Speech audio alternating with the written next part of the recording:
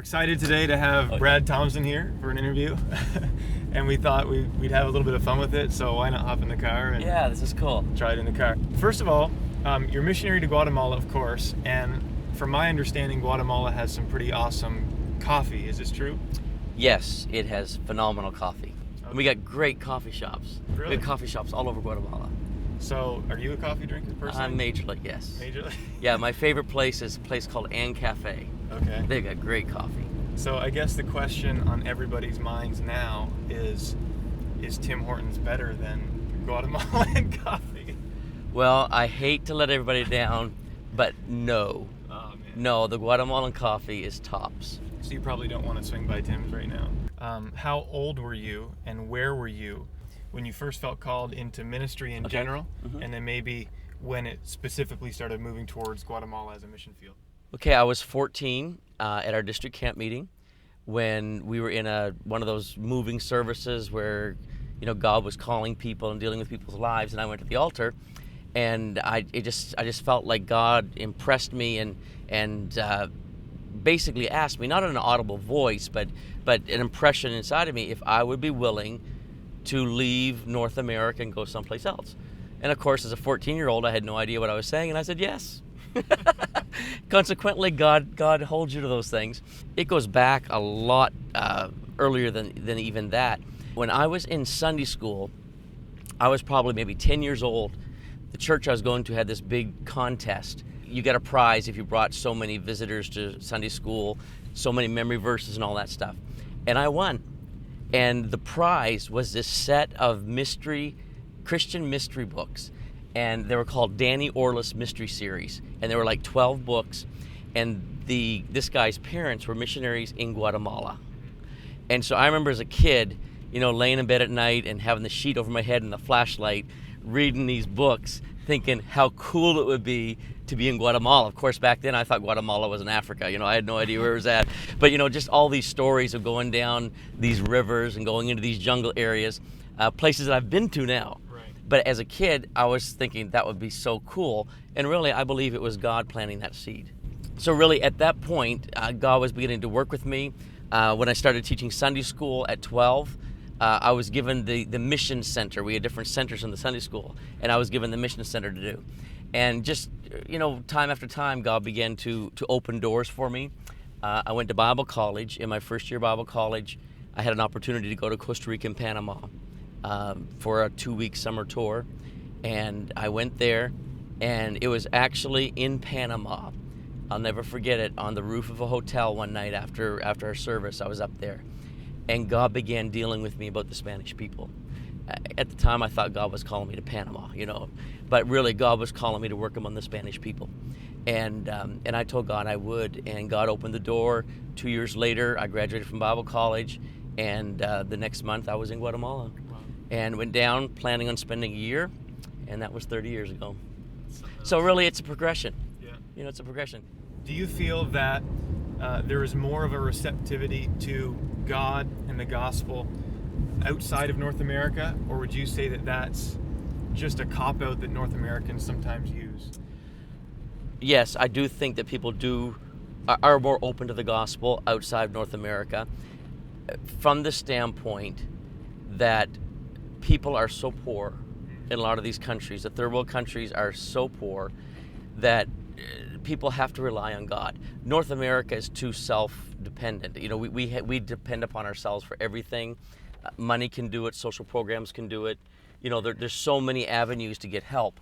Where in a lot of third world countries, they have nowhere to go but God. And so there is there's a sensitivity to God. There's an openness to God, and you see results much faster than you do in North America.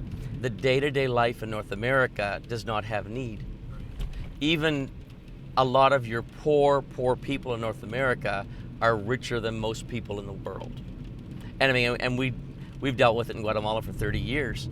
You have people that live in a little tin and cardboard hut with no running water, a dirt floor, no electricity, and that is poverty. Well, yeah. And we don't see that here. Right. What's the funniest thing you've ever seen on the mission field? Do you have a story? Some I can't say on video. Okay. We had a guy come down, and he was with a group, and we were at a church dedication. It was the first time I'd ever taken a group there. So we have all these visitors, all these people are at this church, and so of course, we're trying to make a good impression on the community people. And this guy gets up, and I always ask before he gets to the pulpit, "What's your verse?" And he told me his verse, and I opened my Bible and read it. And the verse was, "We have a little sister who has no breasts. What shall we do with her in the day of her calamity?" And so I start laughing, and I say, "Yeah, right." And he looks at me, and he said, "I'm serious." And I'm thinking, "Oh, God," And so my mind is racing here. What am I going to do with this? And so he gets up, and he reads his verse. And I'm thinking, what in the world am I going to do? There's all these visitors here. There's dignitaries from the community. And this guy is almost preaching on something pornographic. Anyway, and he gets going on in his message about this underdeveloped girl and what it means to be underdeveloped and all this pile of stuff like this. I just preached a completely entire different message and gave an altar call. He was so happy when the people came to the altar. He thought it was so cool, but the guy had no idea that I didn't say one thing that he said. And the funny part was the group leaders that were with him understood enough Spanish to know what I did. And at the end of the service, they came to me and they said, "Oh, Brother Thompson," they said, "we are so sorry." But he said, "You did a great job." Some of the funniest stuff that happens on mission fields are people making mistakes. Like in Spanish, the word for embarrassed sounds like embarazado. Like it sounds kind of the same thing. But in Spanish, if you say, "I'm embarrassed," and use the word embarazado, you're actually saying, "I'm pregnant." And we've had several people get up and say that they were so pregnant because they couldn't speak Spanish instead of embarrassed. That's funny. What's the coolest miracle you've ever seen, whether that be on the mission field or back here at home? What's the coolest miracle? Well, we've seen dead people raised back to life. That's pretty cool. Yeah, Blind eyes open. Had a lady that fell down the stairs, and it appeared that she broke her back because the way that she was laying, she couldn't move her legs and feet. And when we prayed for her, God did a complete miracle. You could literally hear cracking, and she got up and walked. Wow. We had a little baby that was dying when I first went to Guatemala, and I think that was probably the miracle that most impacted my life. Because when I went to Guatemala in the beginning, I was 20 years of age, and I was excited to go. I wanted to see the revival. I wanted to see miracles, but I didn't really think that God would use me to see them happen. And we had a situation where a little baby was in the hospital dying, and the missionaries were gone away. I was in their home. The mom called, and I thought, well, I'll send a pastor to go pray for the baby. I couldn't get a hold of anybody. I called all these pastors. I called church people. Nobody was there. And I remember going back into the living room, and I was pacing, thinking, who can go? And it was like God hit me over the head and said, "You go." And so I started arguing with God. I can't go. I'm a 20-year-old kid from Canada. I don't have the faith to go see this happen. And God actually brought to memory a Bible verse that I'd studied in quizzing when I was in quizzing here in Canada, that these signs shall follow them that believe. And it goes on to say that in my name they shall cast out devils, they shall speak with new tongues. And the end of it says that they shall lay hands on the sick and they shall recover. And it really hit me that it didn't say that these signs will follow a minister or a missionary or even someone that's been so many years in the church. It says it'll follow those that believe. Right. And so God said, if you'll believe and go down there and pray, I'll heal this baby. And so I got a couple of young people from the church, and that was the cool part. There was just two other young people, myself. We went down there, and we went into that room and prayed for that baby. And we felt the power of God come in there. To be honest, I was expecting an instant miracle, and it didn't happen. When I left there, the baby was still the same as when I arrived. But the doctors had said that baby would, if it survived, would be a vegetable the rest of its life. And but we left believing that God did a miracle. And 2 days later, we were in church, in the Central Church there in Guatemala City, and we were getting ready for service to start. And in walked the mom with the baby in her arms, Wow. completely healed. And the cool part was, 12 years later, I baptized that little girl, and later, I performed her marriage. That's awesome. Isn't that cool? That's cool. That's So, very cool. so that really impacted me, because I saw that it didn't matter if we were young or old or who we were. if we would put our faith in God, that God would use us and God would meet the need. In retrospect, is there something that you wish somebody had told you before you went to the field? Yeah, that Guatemala was in war. That's kind of an obvious question. No. Of course, there's got to be something. But Wow. When I went to Guatemala that first year, the missionaries that were there failed to tell me that Guatemala was in a civil war. I had no earthly idea. And you know, back then there was no internet to connect. And in New Brunswick, Guatemala's never in the news. And so I had no earthly idea that I was going to a country that was in a civil war. So that was kind of an eye-opener. That's kind of a piece of information you kind of like to know. Well, I mean, yeah, hello. The younger you go, the more flexible you are. It was a huge adventure for us. Our first year that we were there, we had this one little bachelor apartment. And literally the bathroom was so small, you had to go in the door sideways to get into it. It was really funny. We had no fridge and stove. We used a cooler and bought ice every day. We bought a toaster oven, and that was our oven, and we had a burner. And so that was kind of cool. But you know, to us, it was an adventure. It was the neatest setup. If I had to do it over again, I would have dedicated more time to learn more of the language before I went.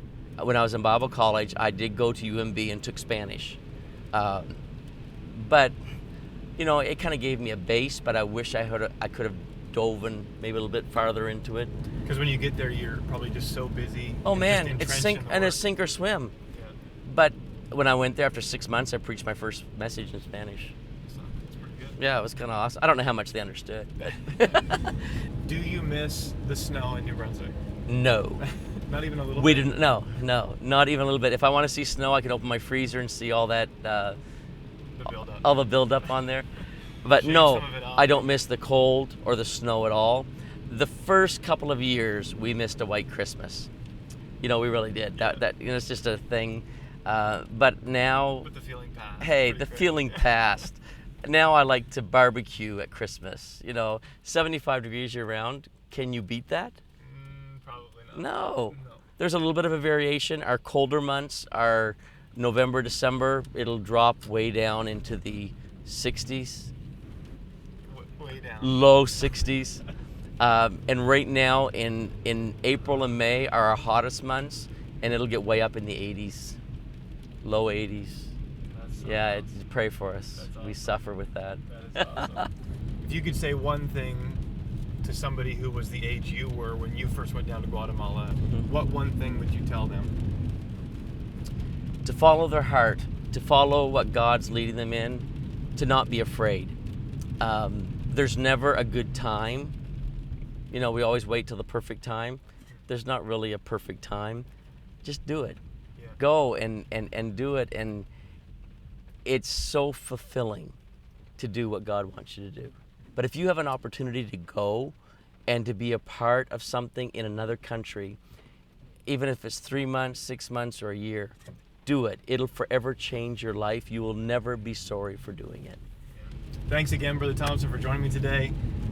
You can help me with this. Maybe this will be the last thing we do. Okay. If you like this video, be sure to click the like button. And, Yes, and if yes, you want do to see, that. And if you want to see more stuff like this, be sure to subscribe to the Traffic Talk YouTube channel, where we'll be posting hopefully more videos just like this one. So Awesome. have a great day, and thanks again, Brother Thompson. Okay, and Matt needs to come to Guatemala. We can do a YouTube video from there. Okay. There you go. Sounds good.